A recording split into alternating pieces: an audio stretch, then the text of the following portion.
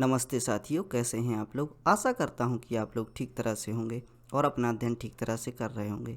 भारतीय इतिहास की यात्रा के हम 16 व्याख्यान पूरे कर चुके हैं। 16वें व्याख्यान के अंतर्गत हमने दक्षिण भारत के राजवंशों के बारे में पढ़ना प्रारंभ किया था और इसके अंतर्गत हमने चेर, चोल और पांड्य राजवंशों के बारे में अध्ययन किया। आज के व्याख्यान में हम पल्लव वंश के बारे में अध्ययन करेंगे। पल्लव वंश, जिसका समयकाल 575 ईस्वी से लेकर 897 ईस्वी तक के बीच का रहा। इसके अंतर्गत हम पल्लवकालीन संस्कृति, कला एवं स्थापत्य, रथ निर्माण शैली जो कि यहाँ की प्रमुख शैली थी, उसका अध्ययन करेंगे। नरसिंहवर्मन प्रथम जो कि प्रमुख राजा थे, नरसिंहवर्मन द्वितीय, इनके बारे में समझने का प्रयास करेंगे। लेक्चर प्रारंभ करने से पहले हम पल्लव वंश की स्थिति, जो कि मैप के अनुसार इसकी स्थिति रही, उसके बारे में अध्ययन करेंगे। इसमें जो कि कांजीवरम थी, यह इनकी राजधानी हुआ करती थी एवं इनका क्षेत्र कावेरी नदी के आसपास फैला हुआ था। यह प्रायद्वीपीय भारत का भाग था जिसमें कि इनका शासनकाल चल रहा था। पल्लव वंश, जिसका समयकाल 575 ईस्वी से 857 ईस्वी तक का रहा, इसके बारे में अध्ययन प्रारंभ करते हैं। जो गुप्त वंश था, जिसके राजा हर्षवर्धन हुआ करते थे। इसके अतिरिक्त, हर्षवर्धन के अतिरिक्त ऐसा कोई शासक नहीं था, ऐसी कोई शक्ति नहीं थी जो उत्तर भारत की राजनीतिक स्थिति को स्थिरता प्रदान कर सके।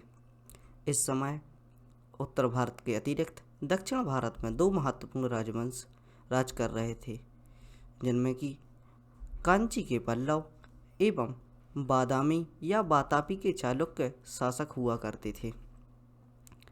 कांची के पल्लव वंश के विषय में जानकारी हरिसेन के प्रयाग प्रशस्ति अभिलेख से प्राप्त होती है एवं इसके साथ ही हैंगसांग, जो कि चीनी यात्री था, जो हर्षवर्धन के समय भारत में आया था, इसने जो अपने वृत्तांत लिखे हुए हैं उनसे भी इनकी जानकारी प्राप्त होती है।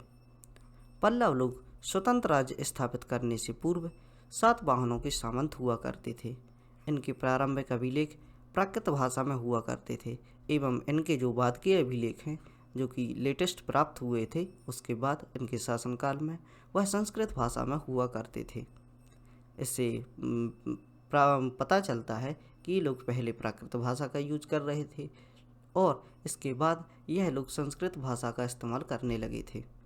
कुछ विद्वानों का मत है कि पल्लव लोग पहलव या पार्थियन, जो कि विदेशी जाति थी, उसके हुआ करते थे, जिन्होंने शकों के बाद भारत में प्रवेश किया था और भारत के उत्तर पश्चिम क्षेत्र पर शासन कर रहे थे।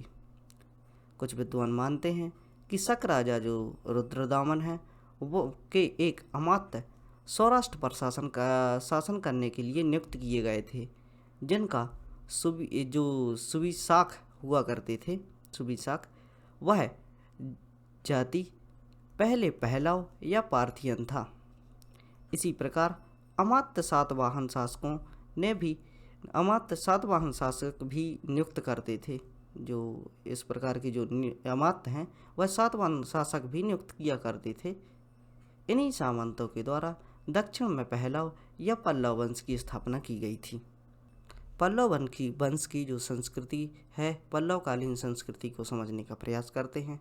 आप देख रहे हैं कितने कलात्मक इन्होंने जो रचनाएं की थी, कितने महत्वपूर्ण जो मंदिर निर्माण किया था वो इनके समय में थे। सौर मंदिर, जो कि महाबलीपुरम में है, उसका चित्र आप देख सकते हैं, जो कि नरसिंहवर्मन द्वितीय द्वारा निर्मित कराया गया था। कांची के पल्लव नरेश ब्राह्मणों के अनुयायी थे। यह काल ब्राह्मणों की उत्पत्ति का काल था। इस समय ब्राह्मणों की जो उत्पत्ति हुई थी एवं उनको एक आदर प्राप्त हुआ था और राज्य में अब अच्छा एक स्थान प्राप्त था। अतः जो संस्कृत का इनके द्वारा प्रयोग किया गया था, जो अभिलेख खुदवाए गए थे, लिखवाए गए थे, उनमें इससे यह पता लगता है कि इस समय संस्कृत का बोलबाला था और जो ब्राह्मण हैं उनकी उत्पत्ति का काल भी माना जाता है। पल्लव राजाओं का शासनकाल नायनारों एवं अलवारों की भक्ति आंदोलनों से प्रसिद्ध था। यहाँ पर जो नायनार थे और अलवार थे, उनके जो भक्ति आंदोलन चले थे, इनके द्वारा जो रचनाएं की गई थी वो इसी समय की गई थी। नरसिंहवर्मन प्रथम एवं परमेश्वर वर्मन शिव के उपासक थे। दक्षिण भारत में वैष्णव आंदोलन का प्रारंभ पल्लवों के राज्य में हुआ था।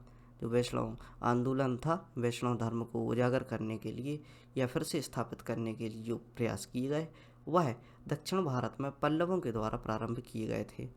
ब्राह्मण होते हुए भी पल्लव सहिष्णु थे।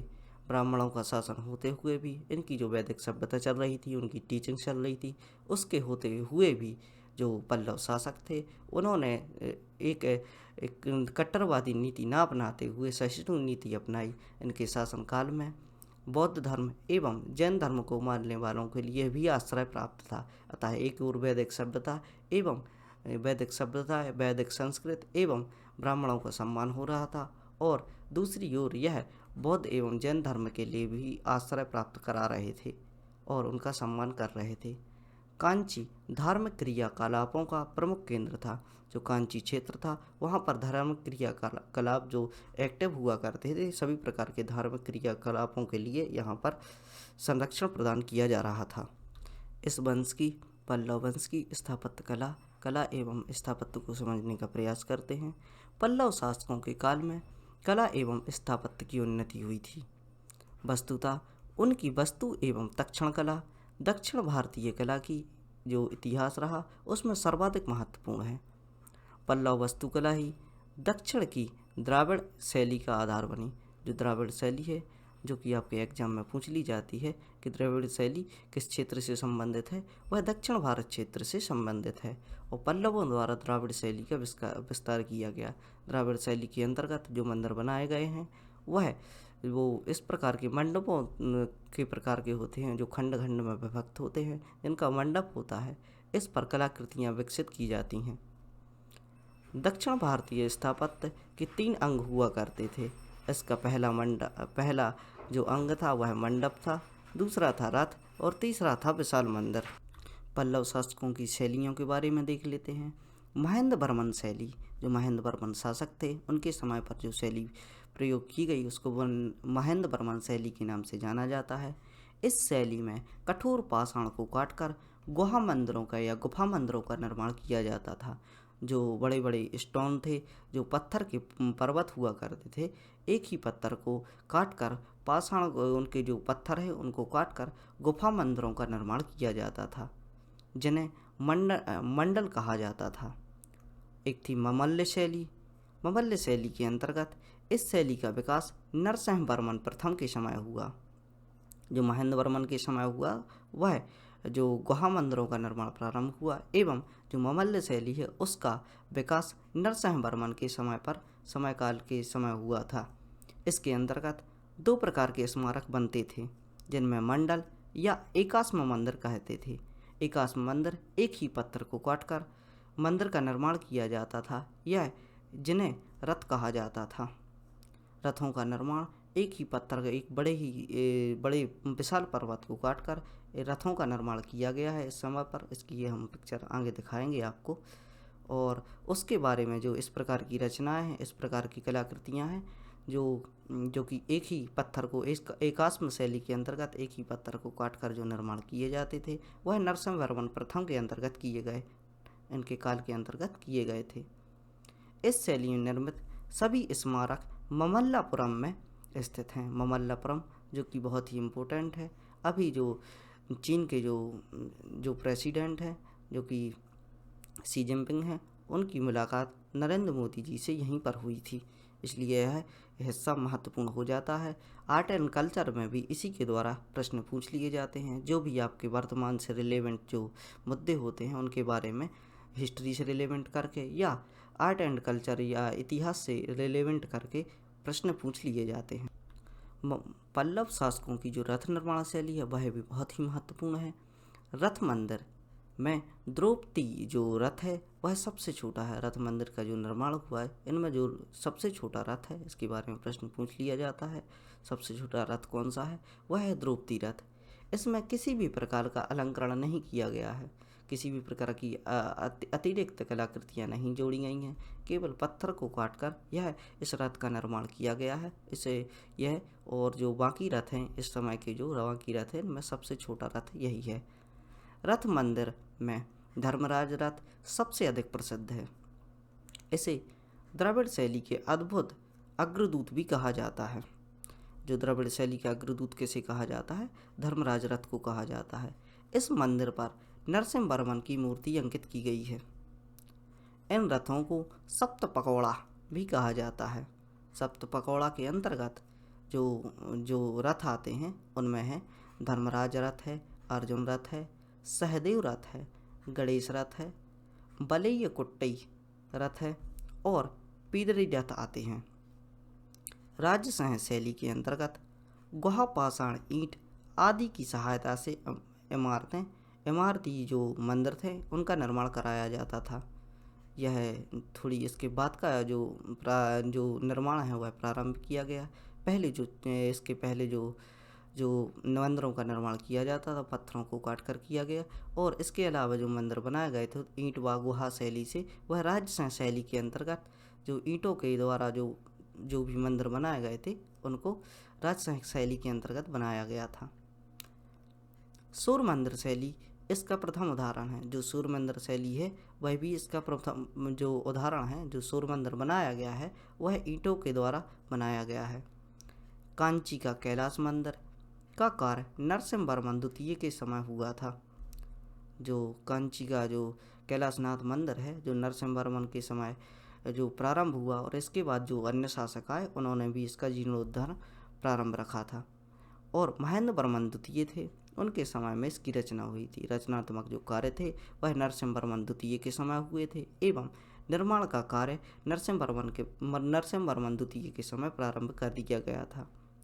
परमेश्वर वर्मन द्वितीय के समय विष्णु मंदिर का निर्माण किया गया था।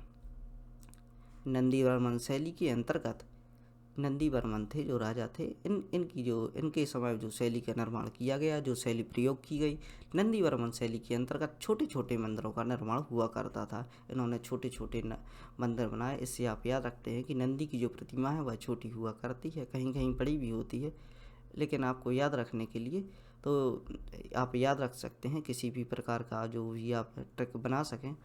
छोटे छोटे मंदिरों का निर्माण हुआ था किसके अंतर्गत? नंदी वर्मन शैली के अंतर्गत। पल्लव वंश के बारे में और जानकारी देखते हैं। पल्लव वंश के संस्थापक सहिष्णु थे जो कि वैष्णव धर्म के अनुयायी थे। इसमें ममल्लापुरम में वराह महल मंदिर का निर्माण करवाया था। जो कि कौन थे? जो सहिष्णु थे, विष्णु ने वराह महल के मंदिर का निर्माण करवाया था।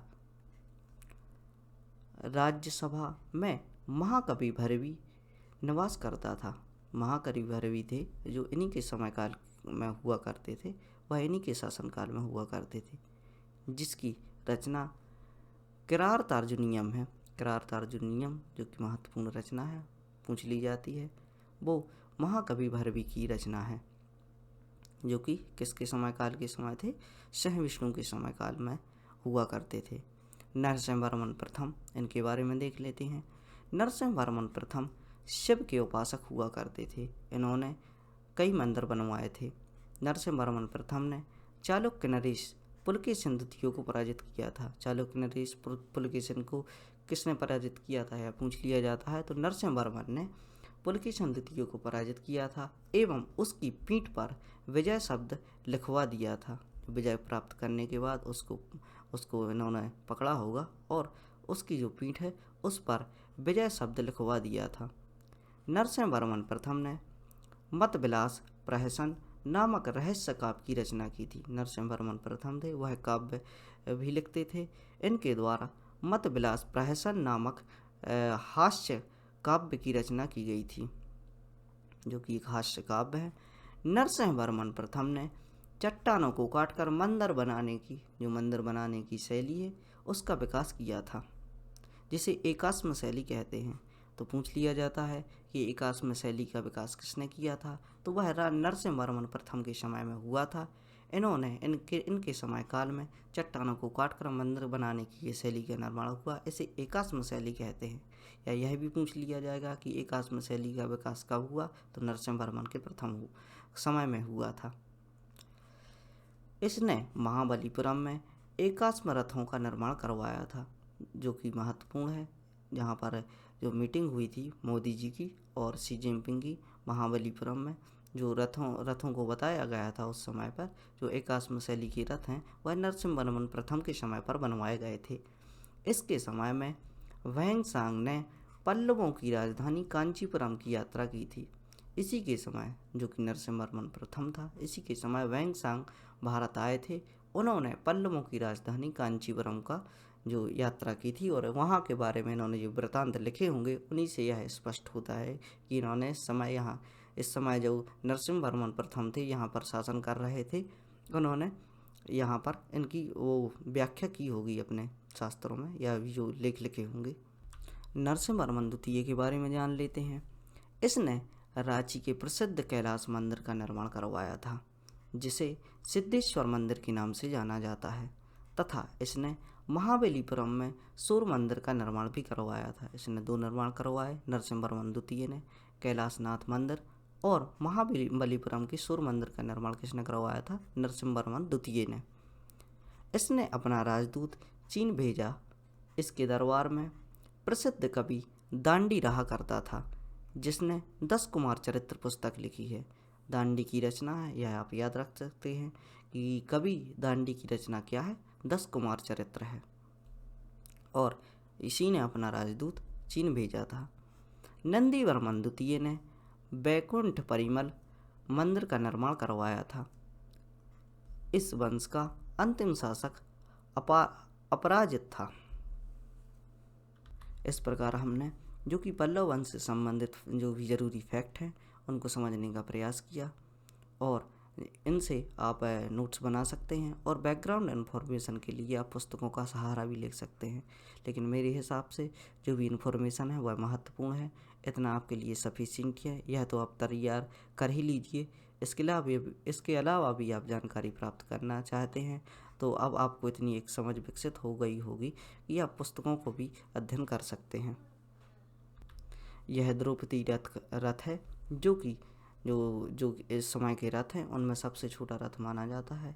देखिए किस प्रकार इसमें कोई भी अतिरिक्त अलंकरण नहीं किया गया है, क्योंकि इसमें काफ़ी अलंकरण है, लेकिन जो बाकी रथ हैं उनकी अपेक्षा इसमें सामान्य ही रखा गया है। इसमें ज़्यादा अलंकरण नहीं किया गया है, इसलिए इसमें कहा जाता है कि इसमें कोई अलंकरण नहीं किया गया और यह सबसे छोटा रथ है। यह उस समय के रथ हैं जो मंदिर हैं जो कि रथ के रूप में स्थापित किए गए हैं। यह है रथ मंदिर। देख सकते हैं आप किस प्रकार की कलात्मक कृतियाँ इस समय पर हुआ करती थीं, और इस समय को जानने का प्रयास करते हैं कि इस समय कितना कला का विकास हुआ था।